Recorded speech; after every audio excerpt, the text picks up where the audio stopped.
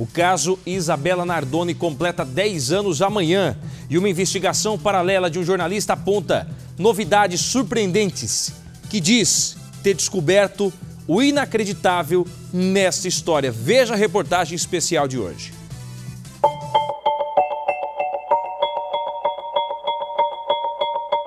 Polícia Militar Emergência. Pelo amor de Deus, filha. Rua Santa Leocádia, 138. Tem ladrão no prédio, jogaram uma criança dela de cima, pelo amor de Deus. Leocádia, número? 138. 138. Jogaram de que endereço? Da altura?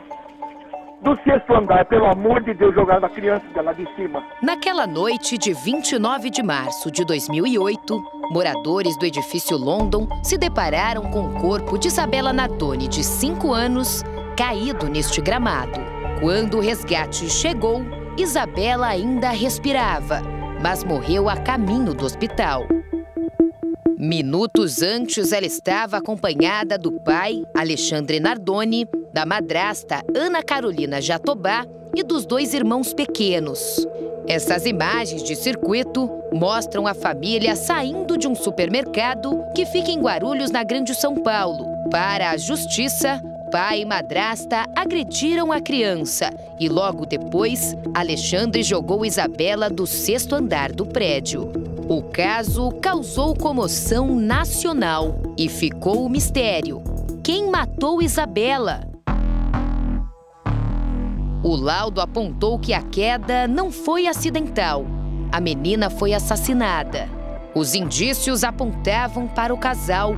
A polícia chegou a pedir a prisão temporária deles, mas dias depois, eles voltaram para casa. Enquanto isso, exames eram feitos em roupas apreendidas no apartamento, além de vestígios encontrados. Quase um mês após o crime, uma reconstituição foi feita pela perícia. Técnicos simularam a queda da menina. Uma boneca com o mesmo peso e tamanho de Isabela foi usada e lançada pela rede de proteção da janela.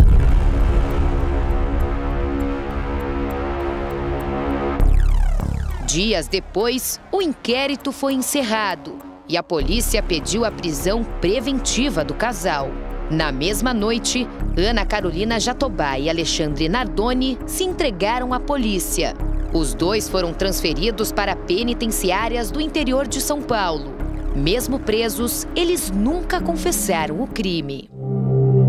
Mesmo assim, em 2010, os 2 foram condenados. Alexandre Nardoni, 31 anos, 1 mês e 10 dias de prisão. Ana Carolina Jatobá, 26 anos e 8 meses, em regime fechado. O pai de Isabela cumpre pena na penitenciária Dr. José Augusto Salgado, a P2 de Tremembé. Já a madrasta continua presa na penitenciária de Tremembé e cumpre pena no regime semiaberto. Tem direito a 5 saídas temporárias no ano, incluindo o Dia das Crianças. A mãe de Isabela, Ana Carolina Oliveira, refez a vida. Se casou e tem um filho de 1 ano e 10 meses. Ela conversou com a repórter Tatiana Brasil. Óbvio que é uma ferida que ela vai estar sempre aqui, hoje um pouco mais cicatrizada, a vida é diferente, as coisas acontecem. A minha vida hoje é completamente diferente, casada, com filho. Então, isso vai fluindo. Então, eu determinei e quis, como meu futuro, que eu pudesse ser feliz de novo. A imagem da janela do 6º andar do prédio ficou marcada para muitas pessoas. Para a justiça, não há dúvidas do que aconteceu ali, naquela noite de sábado. Mas 10 anos após o crime que parou o país, a história ainda gera polêmicas. Um jornalista que fez uma investigação paralela do caso apontou erros que teriam sido cometidos pela perícia, desde o momento em que o casal parou o carro da família na garagem até uma das cenas mais tristes, quando Isabela foi encontrada caída no gramado do prédio. O livro é resultado de um trabalho de 5 anos. Entre tantas falhas, o jornalista apontou 7 erros graves que teriam prejudicado as investigações. Não estou também falando que eles são inocentes, eu estou falando o laudo que foi utilizado para condenação, ele tem um problema sério. Ele não diz o que a versão oficial aponta, entendeu? Segundo ele, 7 pontos mostram que a perícia que foi feita no apartamento foi equivocada.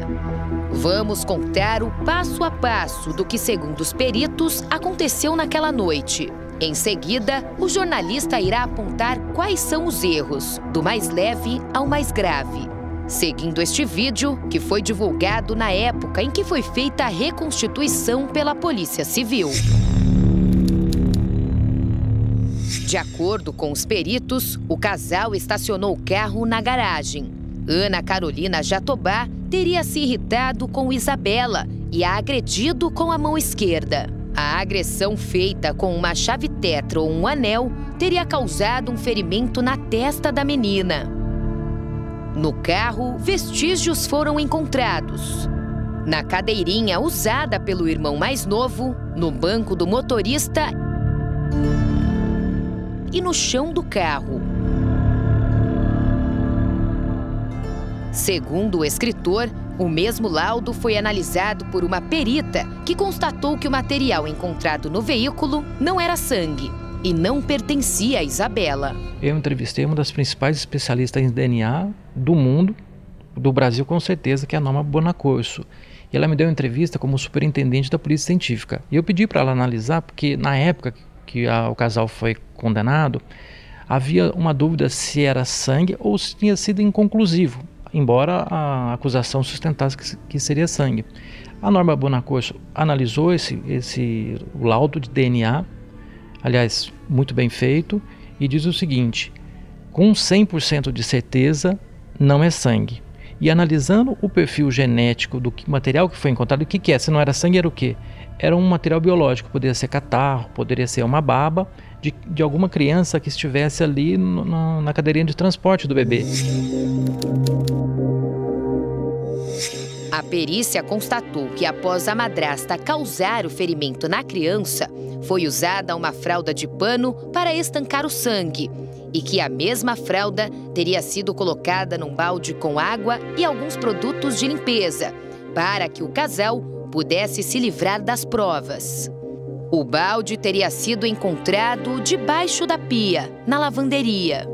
Rogério identificou 2 erros, segundo ele, cruciais na investigação. Na foto tirada pela perícia na noite do crime, o balde não está debaixo da pia. A própria polícia diz que essa fraldinha tinha sido encontrada no varal secando.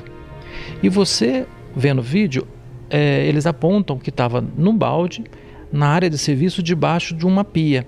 E as fotos do próprio laudo mostram que naquele local onde eles apontam não tem balde nenhum.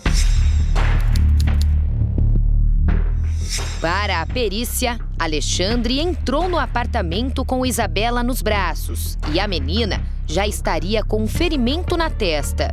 O reagente luminol identificou uma gota de sangue que, segundo a perícia, estaria na soleira da porta.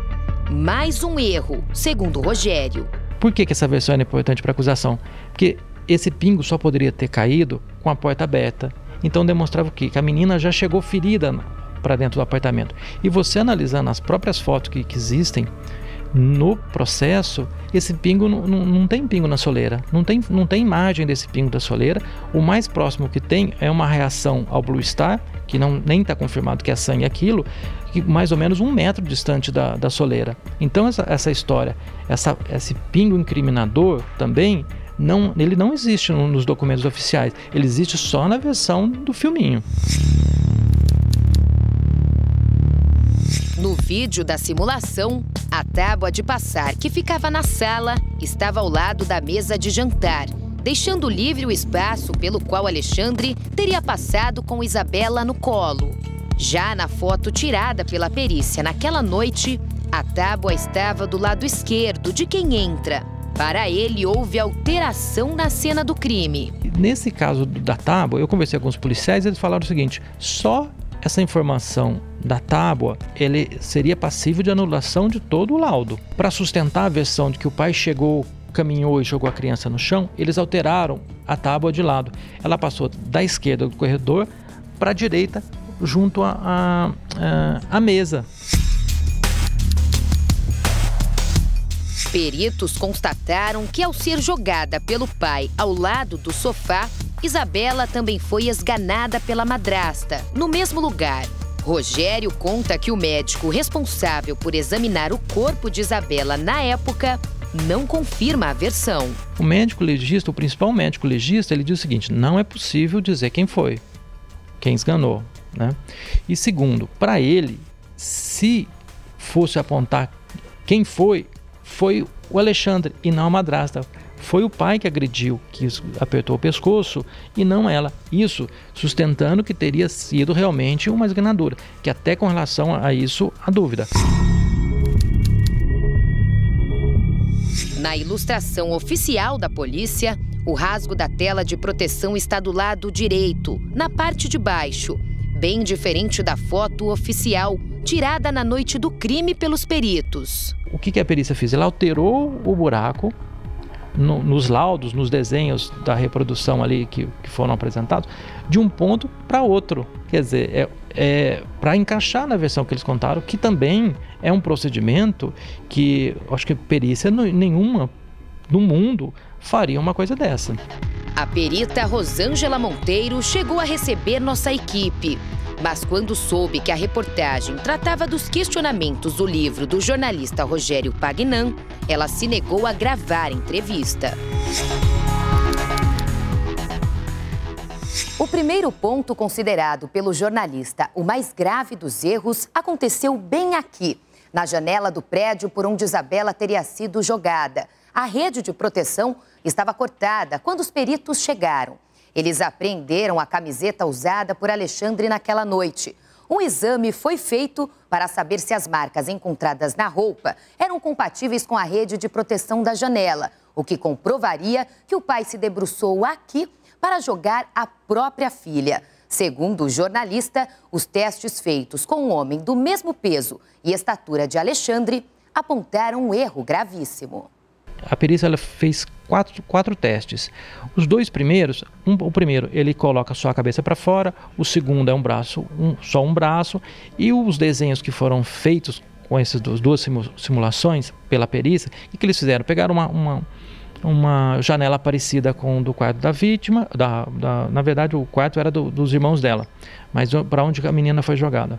Então eles fizeram um buraco numa tela parecida, sujaram de graxa essa tela para ver o desenho que fazia. Então esses dois, eles foram incompatíveis, considerados incompatíveis. O terceiro teste, ele segura esse peso e ele faz muita força. Ele faz até uma cara assim, para demonstrar que realmente, quando ele segura, fica pressionada a tela no peito dele. O problema desse laudo é o seguinte, que o quarto e esse terceiro teste, ele foi considerado quase conclusivo, como se fosse 100% de compatibilidade com os dois desenhos. O quarto teste, que é 100% de compatibilidade, ele reproduz a mesma situação de segurar com os braços para fora. O único detalhe que muda é que ele não segura peso nenhum. O que a versão diz? Que só seria possível se ele estivesse segurando os 25 quilos. E a foto que mostra que é 100% compatível, ele não segura peso nenhum. O promotor do caso, Francisco Sembranelli, afirma que todas as questões foram analisadas durante o julgamento. Durante o julgamento, todas essas questões foram discutidas, inclusive com o depoimento dele. Ele prestou depoimento no plenário. Ele trouxe muitas dessas questões para dentro do julgamento, teve uma oportunidade única de ser ouvido pelos jurados. E depois a defesa recorreu para os tribunais superiores, levando essas mesmas questões que ele aponta agora como falhas, como grandes novidades, para os tribunais superiores. Primeiro aqui em São Paulo, no Tribunal de Justiça, e depois no Superior Tribunal de Justiça em Brasília e também no Supremo.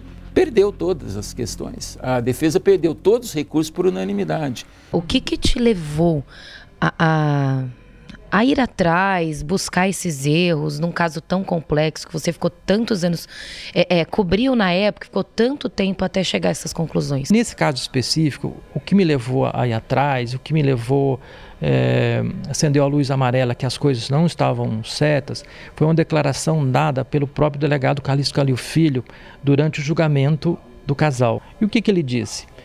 Olha, não sei o que, se foram mesmo os dois. Aí eu pensei, como assim? Faltava poucas horas para o casal ser condenado e ninguém tinha dúvida que eles seriam condenados. O que só estava aguardando é a quantidade da pena. Eu falei, como que o delegado, um dos principais responsáveis pela investigação, diz se foram mesmo dois? Como assim? Entre dúvidas e certezas, a morte de Isabela Nardoni é um dos casos policiais que mais marcaram o país. Uma década depois, uma certeza: jamais será esquecido. Como o sorriso de Isabela, que se estivesse viva, completaria 16 anos no próximo mês.